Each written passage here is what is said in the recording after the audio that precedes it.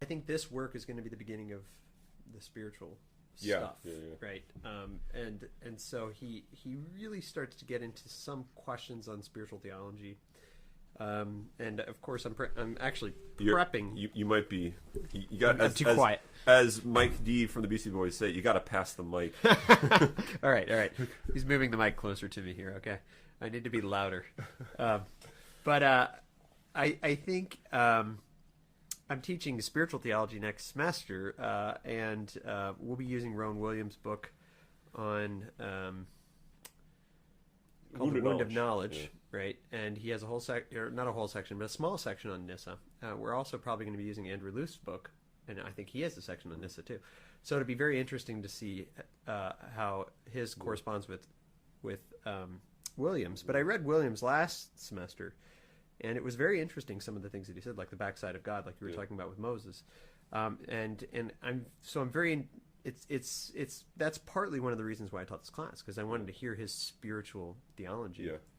And it's really starting to come out here in this text. So for those of you who read the intro, I don't remember if I assigned that or not. It was only a page and a half. Well worth it. This text says Virginia Callahan was discovered by Werner Jaeger. My great-grandfather. No, he's not your great-grandfather. I'd like to claim it, though. There might be a relation. At least you know that he was a hunter. I mean, there's a relation in end. I mean, we're both. I'm striving after the Jaeger cause, which is knowing Gregory of Nyssa. Yeah, that's right. Yeah. So she actually says it was rediscovered by Jaeger, who actually recognized that there were two works. One that was a short treatise attributed to Nyssa called "On the Christian Mode of Life," and another that was a long letter that was attributed to, as she puts it, a certain Macarius. But then Werner Jaeger actually realized these go together. They're both from Nyssa, and the whole thing is his treatise. So he's the first person that sort of came up with this. In 1954, he put out a book entitled Two Rediscovered Works of Ancient Christian Literature, Gregory of Nyssa and Macarius, but basically saying this is all Gregory's work.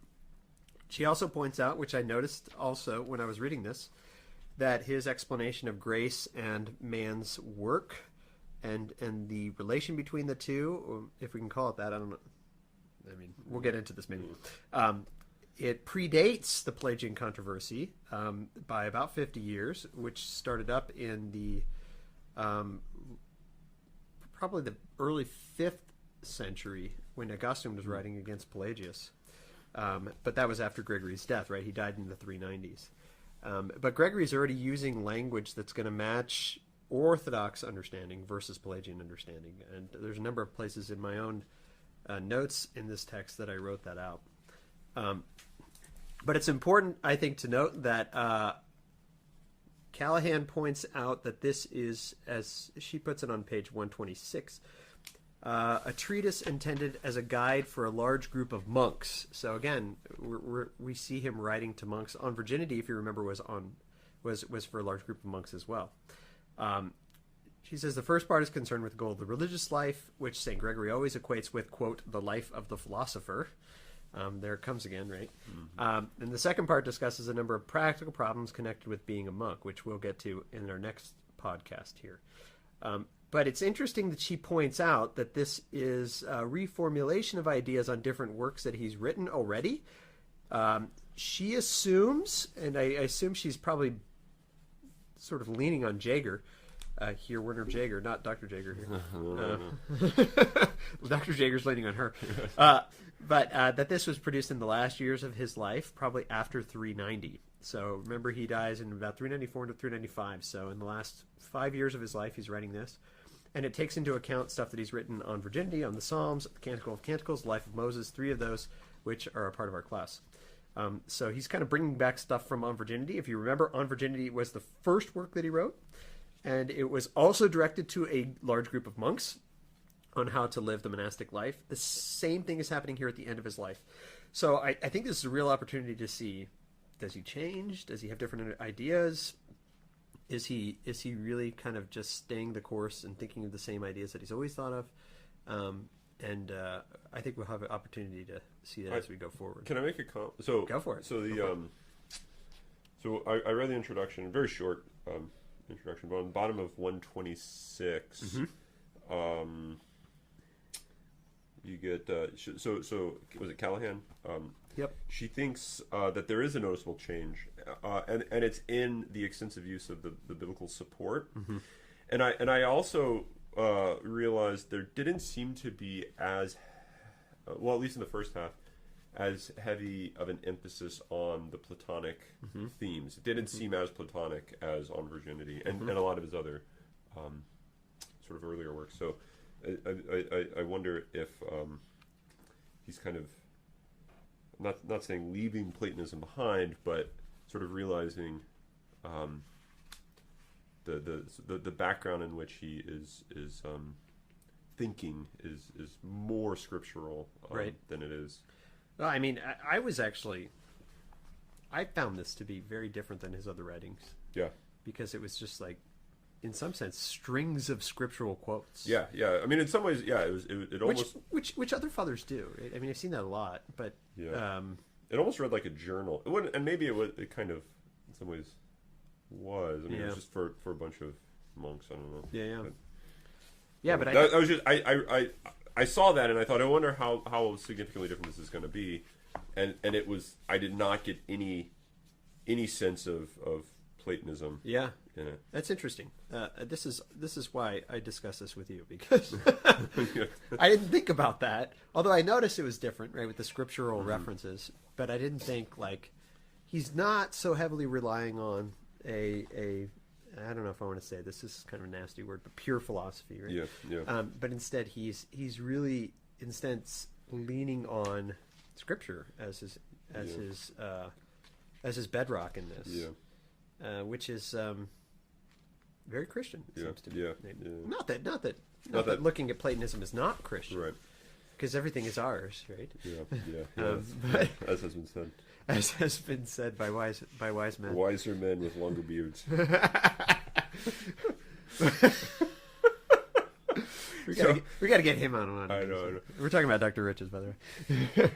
But I think it's very interesting that really, and I think heavily St. Paul, right, in this above anything, and in that I've found his explanations to be more exegesis than mere sort of like observation like and speculative syllogism. Speculative theology, sort of, that's right. So anyway, anything strike you here in this? Well, I mean, there's one thing which kind of takes us off topic that I was going to want to talk to you about down the road. So we don't. This probably is not the best thing to lead with. But on 130, he makes once again playing on the Ephesians, St. Paul, that paragraph on the bottom of page 130. It is necessary, therefore, for us to bring ourselves to perfect manhood, as the apostle tells us, until we all attain to the unity of the faith and of the deep knowledge of the Son of God, to perfect manhood, to the mature measure of the fullness of Christ, that we may be now no longer children, tossed to and fro, yada yada yada. And I was thinking about, just in general, there's this emphasis in St. Paul and in Nyssa here, and I would imagine kind of throughout most of the patristics, this idea of moving from childhood to manhood in regards to the faith. And in light of some other stuff I've been reading in Balthazar, there's a sense in which that's correct, but also what it is to be a perfect man, or to grow into like complete manhood, is in some ways to have the perfection of childhood in the sense of, like, if you go back to what he was saying in like on virginity, like purity, that it seems, which he talks about here too. So I mean, we could talk about that down the road. I don't want to make this too much about that, but I was thinking that there was something interesting going on here, and that the Christian mode of life is one which, unsurprisingly, is going to be paradoxical. It's going to be one that leaves childhood in order to attain manhood, which itself is the perfection of childhood. Right. But I think that's what St. Paul and the gospel writers are telling us. And I think that's what people like David Schindler think about when they think about creatureliness. Yeah, exactly. We have to retrieve creatureliness, which is a dependency Yeah. on the Father. And if you're looking for other things to do in your free time at home over the next couple months, the discussions we're going to be having from my philosophical psychology class, right? It's going to be the metaphysics sort of behind some of this we're talking about. Yeah. So it'll be the same dynamic duo here. The dynamic duo, that's right. Or dialogical duo. Dialogical duo. Not diabolical duo. No. Hopefully not. Not throwing apart, but speaking together. Yeah. Actually, on 130, on that same page, he goes into this sort of explanation of nurturing and growth of his own, where he says, let me quote a little bit here. Just as the nature of the child newly born does not continue in the tenderness of age, but when it is nourished by food, according to the law of nature, it takes its measure in proportion to what is given to it. So it is fitting for the recently born soul, whose participation in the Spirit restores to its nature its former beauty, after it has destroyed the sickness which comes over it through disobedience, not to remain always a child, inactive, leisurely, sleeping unmoved in the state of its birth, but to nourish itself by its food, and in proportion to what its nature demands, to rear itself by means of every virtue and labor, so that it fortifies itself through the power of the Spirit, by its own virtue against, and of course he always has a cosmic understanding of things, and the devil is always present, the unseen robber, attacking it with many devices.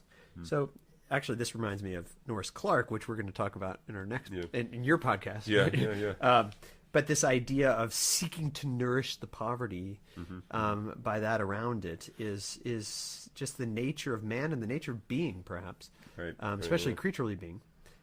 Well, maybe only creaturely being, but we'll get into that next podcast.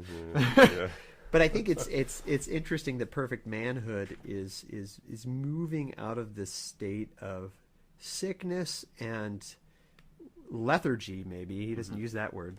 But, or Callahan doesn't translate it as that, and moving into a state of activity, right? But activity of dependence, right? And he uses the language on the next page of the full flower of beauty, which makes me think of sort of the Heideggerian, probably Platonic poiesis, right? And this flowering of being into its perfection.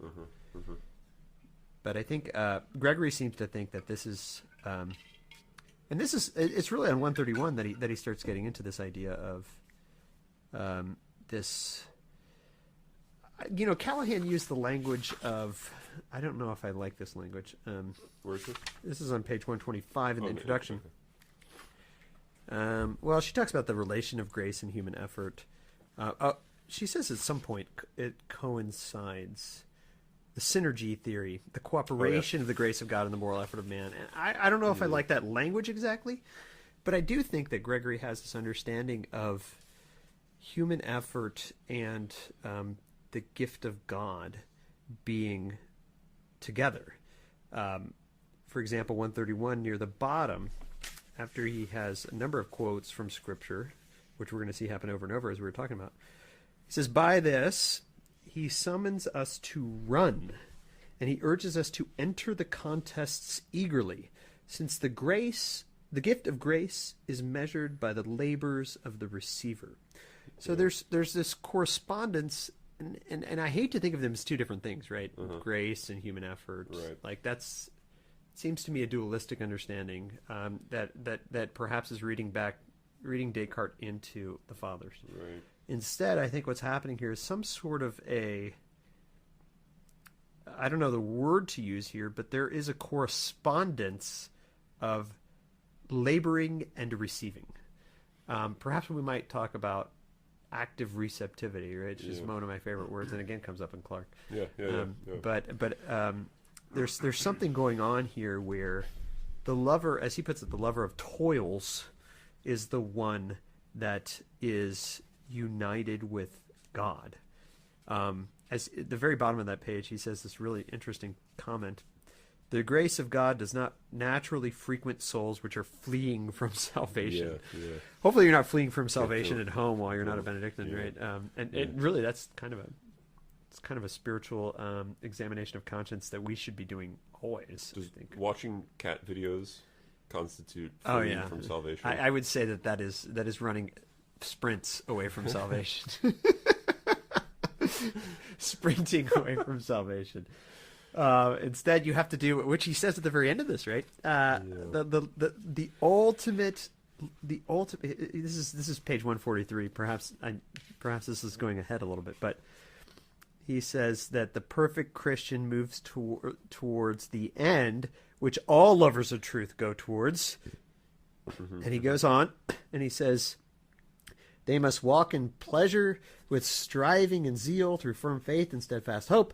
For these, the course of life towards the greatest of the commandments on which every prophet depends, with the law is easily achieved. What commandment do I mean? Quote Scripture. Here we go again. This is quoting Deuteronomy and Matthew, because Jesus quoted himself, if you want to put it that way, in Matthew 2:36.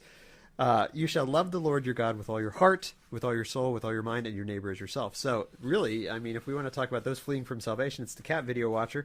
And those who are fleeing towards salvation are the ones who love the neighbor as themselves. And the neighbor that you have now is the person, right, that's living in your home. Yeah, which is probably, as a psychologist that sometimes I listen to, Ray Guarendi. Have you ever listened to? Oh, yeah. Yeah. The person that you live with is probably the hardest person to live with. Not because of them, but because of the person you live with. Yeah, right. Because you're constantly always around them. Anyway, what do you think of that, Dr. Jager? I think that's great talking stuff. a lot here. So No, that's great stuff. Like always happens when I attend your classes, I always am 2 pages short for finishing the reading. Well, that actually happened when I attended my class, which we talked about. When you were asking me questions in class, and I realized I didn't read those 2 These pages. are those 2 important pages. It was the only time that happened, students. Let me tell you, I actually didn't read 2 pages on a lecture that I gave, but they were really important 2 pages, and I basically spent half of the next class talking about. You redeemed yourself. Don't worry. So here's a question, a big picture question. So the title of the work, on the mode of, or on the Christian mode, on the Christian mode of life. Yeah. So what do you think this? What do you think this work is attempting to? Is it attempting to explain what it is to be a Christian? Like, what does it mean to live out Christianity? Is that so? That's like, what's the? I mean, I think so. I mean, he talks a lot, and this is, by the way, matches Vatican II perfectly. If you read Perfecte Caritatis, talking about the religious life, he's writing to a bunch of monks, right? Mm-hmm. So he continually, like 128, he says, I'm talking to you who believe in the blessed and eternal Trinity, right? Yeah. And then he goes on in the middle of the page, on the grounds that we have received it from many witnesses, we make our confession by means of the Spirit which watches us in the stream of the mystery. What a great phrase. In the stream of the mystery. On the next page at the bottom, he talks about the importance of holy baptism, wherein the rich and ungrudging Spirit gives us that which enables us to live in Christ. So the reason this matches Vatican II is because Vatican II says, what is a religious life all about? It's about plumbing the depths of one's baptism. It's about living baptism in its fullest. Yeah. So I think sometimes we think of baptism as sort of this like baby sacrament that we receive, and then we start getting the real stuff. And it's not the way that the church has ever really understood baptism, not the way the fathers understood baptism, definitely not the way Gregory's understanding it. Okay, so I'm seeing a theme. I'm getting the vibes. I'm getting some vibes here. Are you with Gregory's mojo? Yeah, I'm getting. No, I think it was that Russian chant at the beginning. That did aid the whole process. I think that was Gregory speaking to us.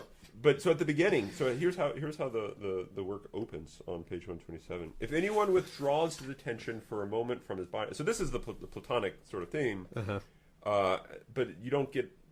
This is like one of the last times, at least for several pages, that you get this deep reference to like this Platonic apparent dualism. Although I don't think it's real dualism; it's just this sort of attention, like what are you focusing on? Not like, oh, here's this bad thing, here's this good thing, but what are you focusing on? And so he says, if anyone withdraws his attention for a moment from his body and emerging from the slavery of his passions and his carelessness, looks at his own soul with honest and sincere reason, he will see clearly how its nature reveals God's love for us. I mean, this is some, I think, really intense stuff here. Yeah. And his intention in creating us. So if you can understand yourself, if you heed the famous oracle at Delphi, going way back to this is like old Greek Greek stuff here, that if you know thyself, if you really know what it is to be man, you will see, as Nyssa says, clearly, you won't just see, you'll see clearly, the fourth line, how its nature, that is your nature, reveals God's love for us and his intention in creating us.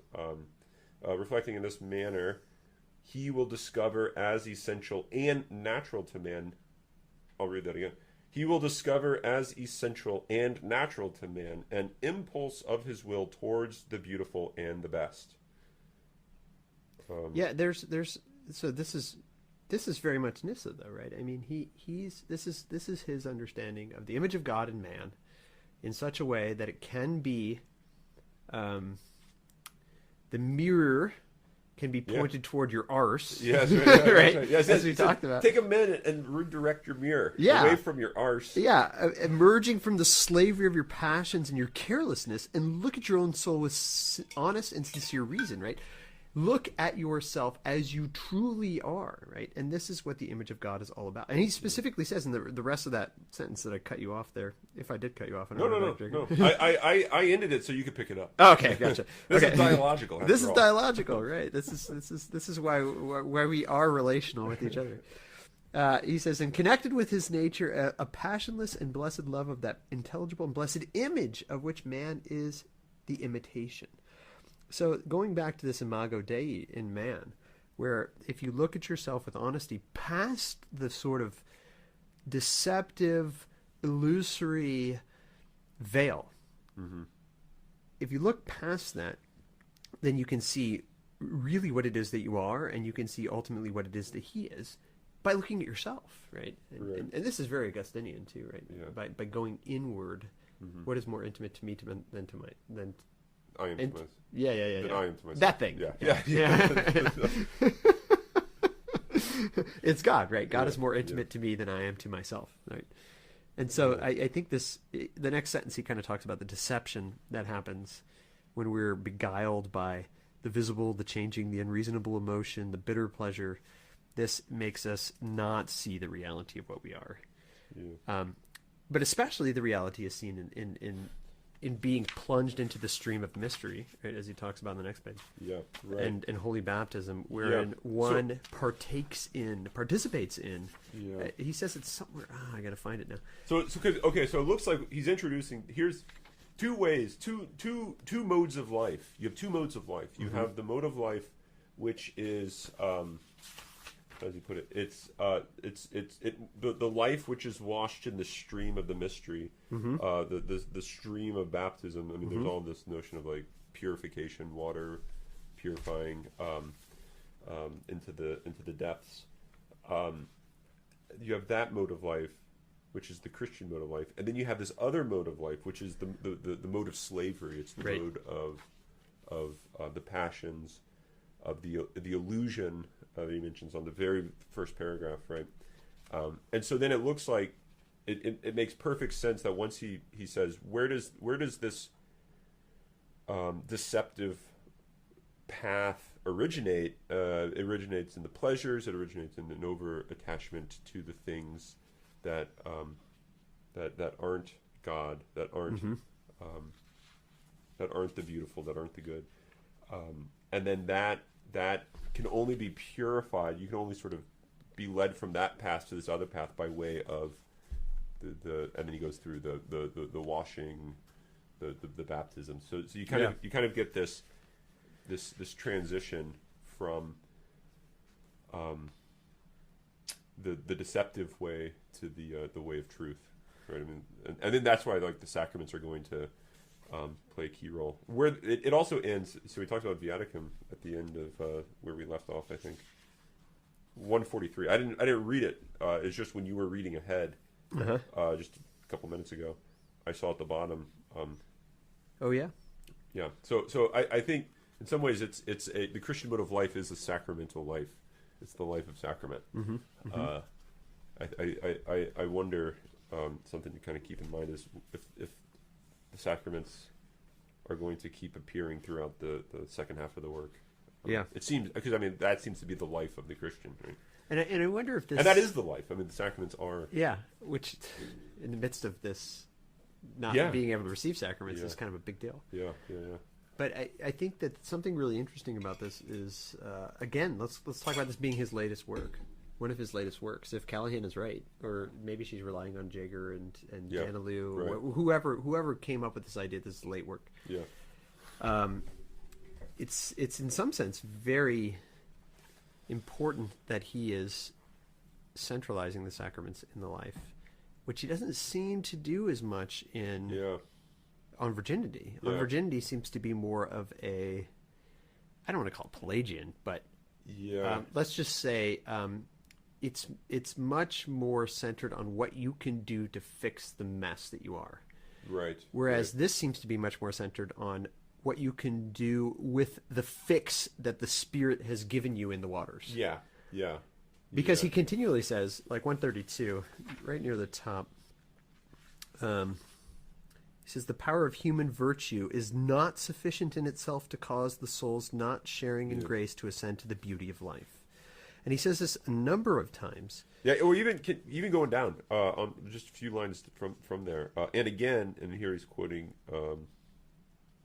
Psalms. For not with their own sword did they conquer the land, nor did their own arm make them victorious, although they used their swords and arms and their struggles. So they used these things, although it was not those things which conquered. And I don't know if that parenthetical phrase is from the Psalms, or if it's from Gregory. I don't know my Psalms. I don't know my Psalms. Shows we need a monk here. We need a monk here.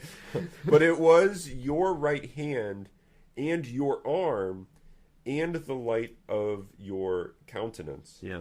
And then he goes on, and then Gregory comments on this. What does this mean? That's a great question. I love. What does this mean? It means that the Lord from on high enters into an alliance with the doers. The doers. Yeah, this is interesting. Yeah. Enters into alliance with the doers. This is very like commenting on Pelagianism before Pelagianism was cool. I mean, just imagine how like just reflect on how like weird this is. So that Psalm just said, it was their sword. Not with their sword did they conquer, nor with their arm. It was with your arm. Mm-hmm. Right, and then he says,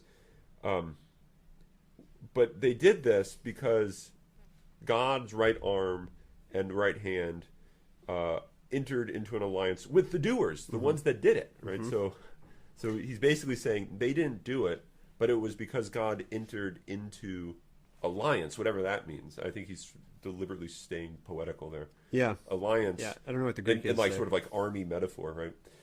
Alliance with them. Well, it's interesting though, because this first part he comments against pride, right? So don't think that it's all about you. Yeah. But the next part he says, at the same time, it means that it's not necessary for men considering human efforts to think that the entire crown rests upon their struggles, but it is necessary for them to refer their hopes for their goal to the will of God. So it's saying, don't be prideful and think that you've done it all, but don't also despair and think I can't do it because it's not you doing it anyway. Of course you can't do it. Yeah. The power of human virtue is not sufficient in itself, as he says at the top of that page, right? Right. So for those who don't know, I don't know where the students are necessarily. They might not know about Pelagianism. Pelagianism is the idea that, it comes from a monk from Britain, actually, perhaps Scottish, who in the beginning of the 5th century, started teaching that it was by human effort alone that anybody could be saved, and that if you're a really awesome, badass monk, then you can be saved, and if you're not, then you need sacraments. Yeah. And Gregory's saying, no, it's not like that, and that's a good thing, because none of us can do it, and it's not going to make us flip out about it, right? Which is, I think, pretty cool. So you have this push to. So the Pelagianism is sort of the heresy that pushes to man can accomplish things on his own, and God provides the graces for the weak people. Yeah, for the losers. For the losers. Yeah. But they become winners because they're losers, and they recognize that they're losers. But the strong people can kind of accomplish which is a failure to recognize that losing is winning in Christianity. Yeah. But let's not go into that. Let's hold on that one. Yeah. But what would be the alternative? What's the alternative heresy? The pushes in the opposite direction. The direction of God does everything. It's quietism. Quietism. Yeah. That's an official like. Yeah. Where did that come from? It's kind of it's. I know in the early modern early modern philosophy. It's right around then. Oh, is it? Yeah, it's right around then. So it's right around the idea that you just sit back and let God do everything. Yeah. And you don't do anything. Yeah. Uh-huh. That's quietism. I should know this better, having spiritual theology. Yeah. but I'm thinking like 15th, 16th century. Yeah, because I mean, the philosophical debates over the relation of God's causality to human creaturely causality in the early modern period really gets off the ground. Starting with Descartes. Descartes, Hume has a chapter in his inquiry on human understanding. Even though Hume's this guy that's really sort of skeptical of all causality, he uses the debate over divine creaturely causality to sort of suggest, look, most of you religious people don't think that you really do anything anyway because you think God's causing everything. So like when you see, who was it? Nicholas punch Pelagius, was it? Or was it Nicholas? Arius. Arius. Nicholas punches Arius. Santa Claus punched Arius. Santa Claus punches Arius, and does he actually use that example? No. Oh, okay. No, this is, so you see that happening, and in light of your views, you think it's really God that's doing it anyway. It's not really Nicholas that's giving Arius the black eye. It's really God. Yeah. So he says, look, I'm not saying anything different. I just don't think God's doing it. No one's doing it. It's just we don't have to get into the philosophical stuff, but that's interesting. So, but what we do is we rise above that and we say, no, you're using cause univocally, and you're assuming that when God does something, then there, insofar as He does something, I don't do something, right? Which we don't want to think that way. Yeah. And I think this is getting into the heart of some of the stuff he's talking about here. So you have this tendency in the philosophical literature, and actually it's even pushing today. It's something that I sort of struggle with at times, is how much control do I have over the goings on in my life. When you really take divine causality seriously, it's very tempting to say no control. I have no control whatsoever. And now this is something that I'm trying to make good on by reading Balthazar and trying to Ulrich, trying to get a more balanced sort of view. But I think it's really tempting for people to fall into the quietistic, the quietism, and as sort of a response to Pelagianism. But anyway, I was just curious because that I think is it's in play that he's not saying God's doing it, therefore you're not doing it. Right. It's this sort of mysterious alliance or conjunction, or there's no good word. There's for no it. good word for it. Right. Yeah. So. I mean, all those words kind of make it seem like two different things, and they're sort of like synchronized swimming. And I don't think that we ever want to think that way. I think the best analogy that I have heard of the relationship between like God's activity and human activity is the author to the character of a novel. So like when Frodo's taking the ring to Mount Doom. Is Frodo really doing it? Yeah, Frodo's really doing it in the story. Is Tolkien making Frodo do it. Yeah, Tolkien's making Frodo do it. Is Frodo thinking about what he should do and struggling about what he should do and sort of freely making decisions? He is, but only if Tolkien, lets him. Yeah. In some sense, more than lets him, kind of makes him. Yeah. Let him, or however you want to. There's a great Anne of Green Gables reference here, where Anne, who is prone to writing stories, and I don't know which of the 7 books this is in. They're all worth reading, for sure. Yeah. Or 8 books. The last one's the best one. Anyway, but there is a point where she says, "I can't stop this character from doing this. This is just what the character's going to do." Yeah, yeah. And there's almost a turnaround that the way she talks about writing the story is this character can't not be this way because that's how the character is. Oh, man. And I think it's a very interesting comparison with what you're just saying. Okay, we're gonna get a little off topic. There's this. I think it's in Aristotle's Politics. Not entirely. I think it's in his Politics, but I heard it referenced by D.C. Schindler. Okay. In that lecture, actually, I sent you on freedom. Okay. And he talked about the how freedom comes through sort of the limitation of possibilities. So like once you kind of get determined, you get like a determined identity or self, right? So for example, you are not sure what to do with your life. You sophomore, junior, senior in college, you don't really know what to do with your life, and so you kind of feel like your life has no direction. There's no like real control you have in its course because you don't even know what the course is. But as you get more determinate in what that course is, it kind of starts to play itself out naturally, but it plays itself out naturally in such a way that it doesn't undermine its sort of free playing out, it's sort of like unraveling as it should or ought, as a sort of a free agent going down that path, if that makes sense. It's almost like if you're doing like improv and you start taking on a personality, the more that you sort of take on that personality in like improv acting or improv music or what have you kind of find yourself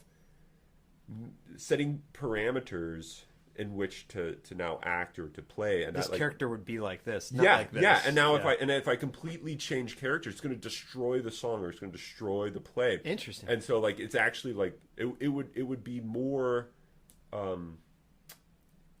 detrimental, and therefore you'd be less of a person, less of an individual if you like deviate from that as it continues to play out. So there's this maybe like carrying this analogy on into creatures is that God's, I mean, this is just really speculative, but God's causality could be such that as humans play out, they kind of start to write their own story, which is what it was to create a free agent in the first place, is to create this individual that writes his own story that has to like play within or act within or be within the parameters of that story. I don't know if that makes sense, but I think there's this goes right into Clarke's understanding of being is limited. And being creaturely is to be being limited. Which is fascinating. But I think that idea of freedom, I think can is not seen as opposed to limitation, but limitation is actually at the service of freedom because it's able to orient you to you know who you sound like. Single end. Who's that? Maria Montessori. Oh, there you go. I'm telling you. You basically quoted her. Okay. Right? I mean, it sounds exactly like something she would say. Well, that's good. No, I think that's great. That's great. I think that's great. Yeah. Although she would be very sad about what's happening in Italy right now. Yeah, I know. That's Well, what time are we at there, Jay? I think we're going 50 minutes. Right. Let me bring up one more thing before we, I guess you call it signing off. Signing off. Signing out, or last call, or yeah, last call is more like it. I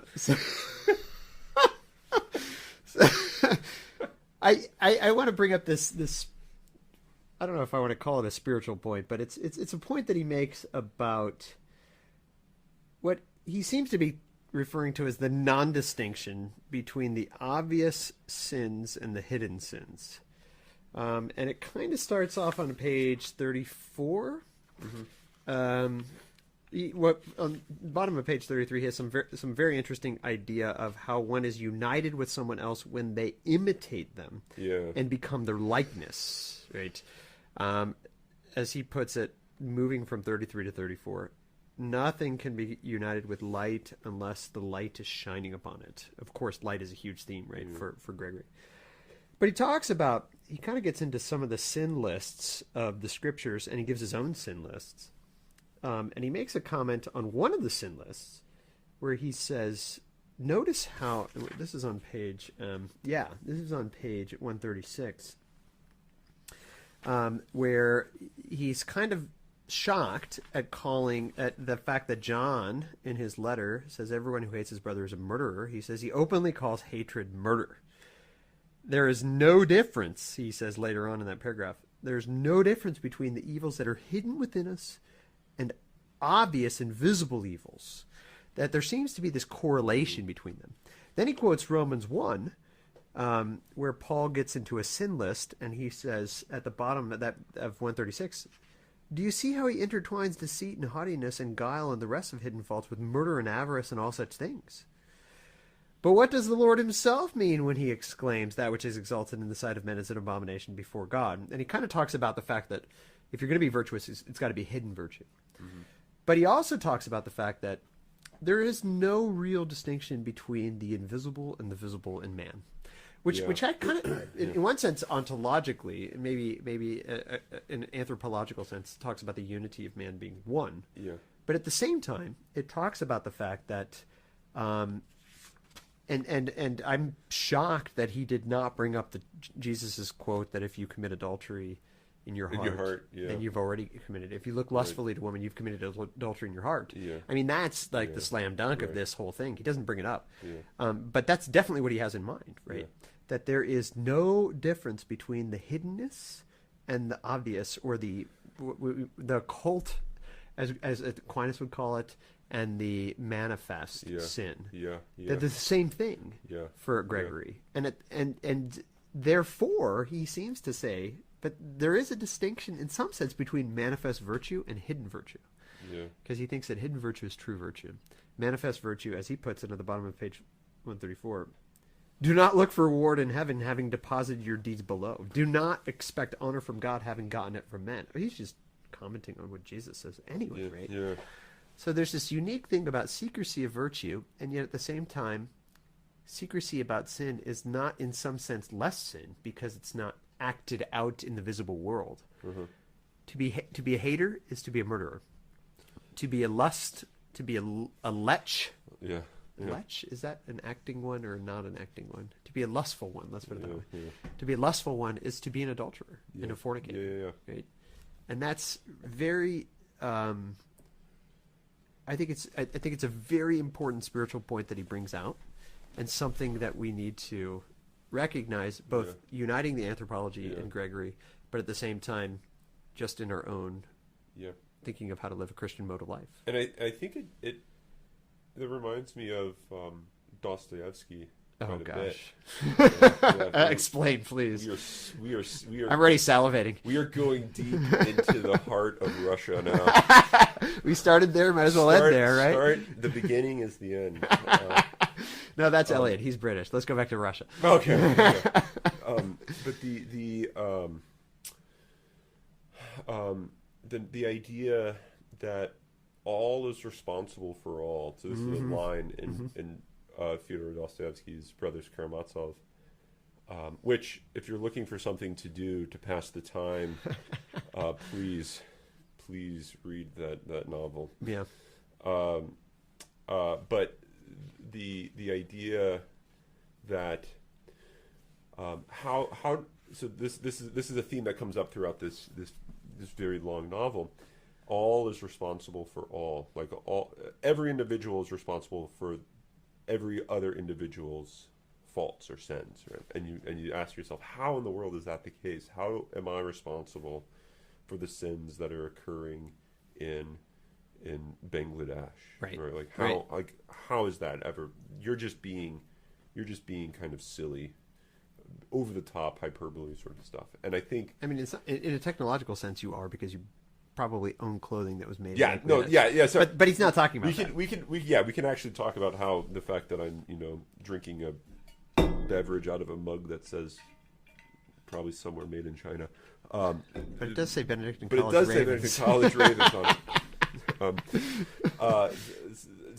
But ignore that aspect of it. I think there's even a more a deep metaphysical point going on here, that when you recognize that you are the same type of person and you have the same type of struggles and the same type of sort of moral, individual, personal, occult failings, right? The private failings. Mm-hmm. We all do. We all like to kind of think, no one knows how bad I am. Everyone else probably isn't as bad as I am. But I think one of the things Dostoevsky's saying is, you see that murderer is just like you. He's no different from you. It's just what happened is his character has been made manifest. Right.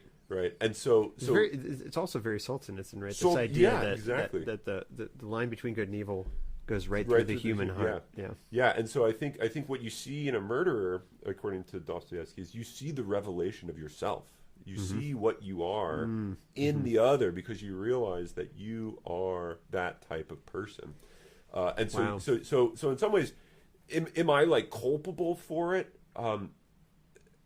Strictly speaking, no. But then in another sense, if you're to believe Gregory of Nyssa, you are a murderer, right? You are an adulterer. Yeah.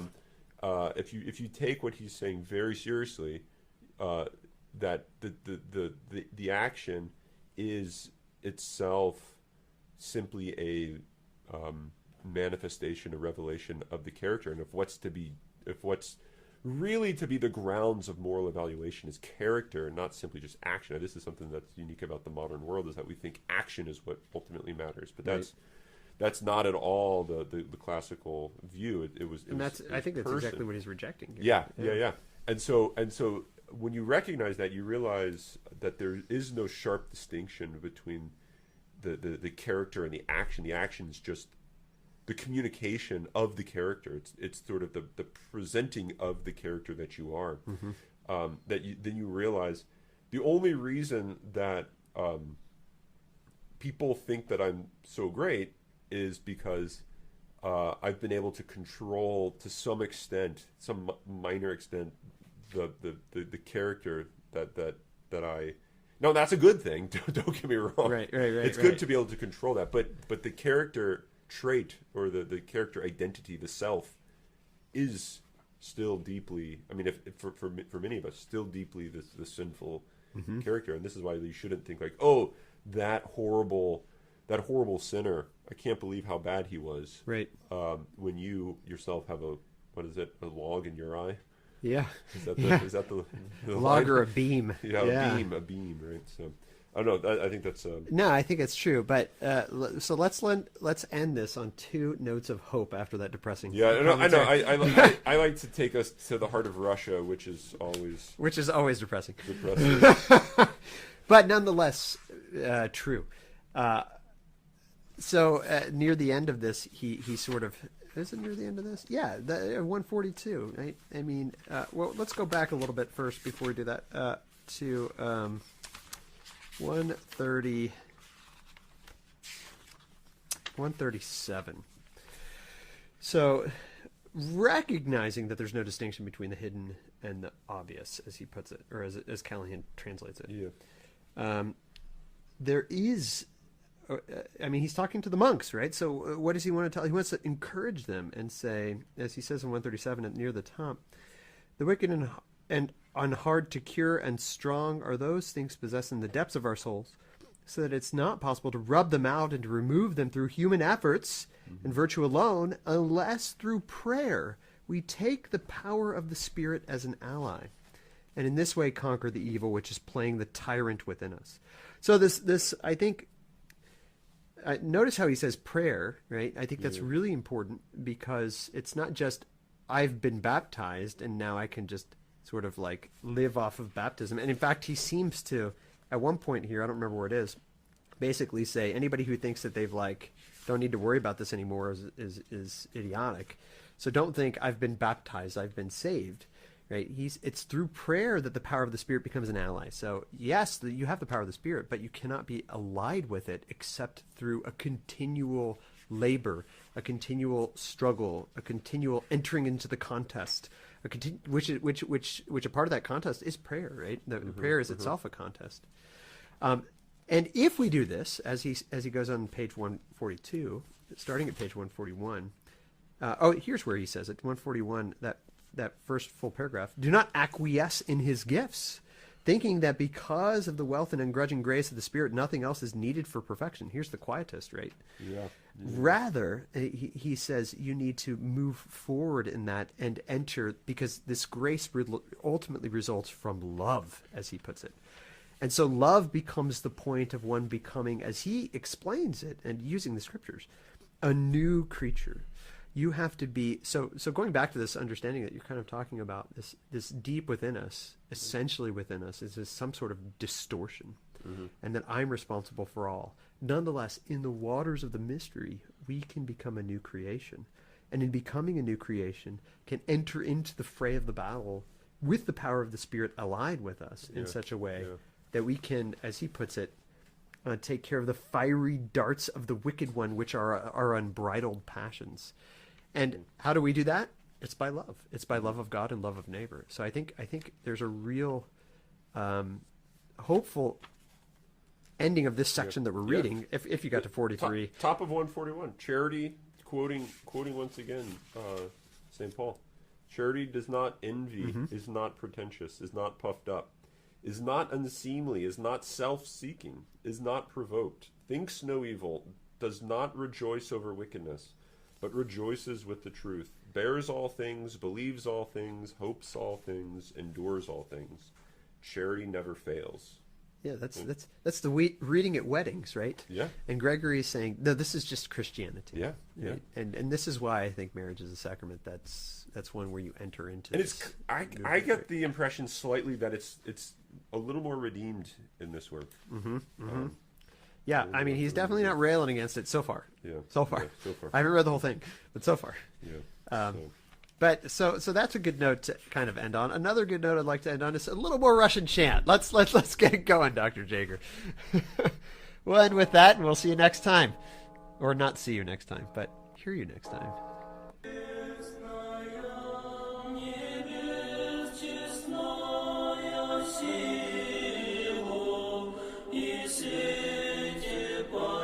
Всех свет.